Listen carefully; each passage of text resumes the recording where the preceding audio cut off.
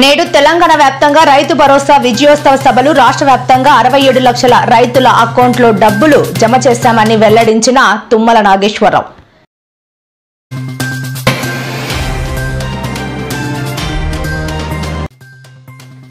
నేడు AP cabinet భేటీ వివిధ కీలక అంశాలపై చర్చించి నిర్ణయం తీసుకోనున్న కూటమి ప్రభుత్వం.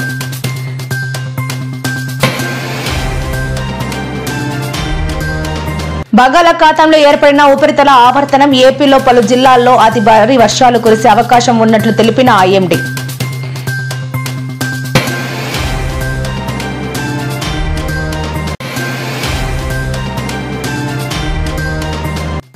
విజయోత్సవాలు కాదు, రేవంత్ రెడ్డి తక్షణమే రైతులకు క్షమాపణ చెప్పాలని డిమాండ్ చేసిన హరీష్ రావు.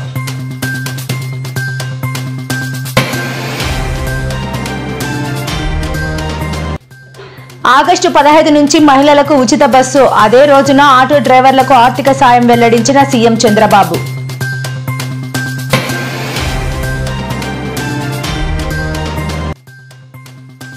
ఏపీలో ఎప్పుడు ఎన్నికలు జరిగినా తమదే గెలుపు అన్న సజ్జల, రాష్ట్రంలో లా అండ్ ఆర్డర్ పూర్తిగా విఫలమైందని వ్యాఖ్య.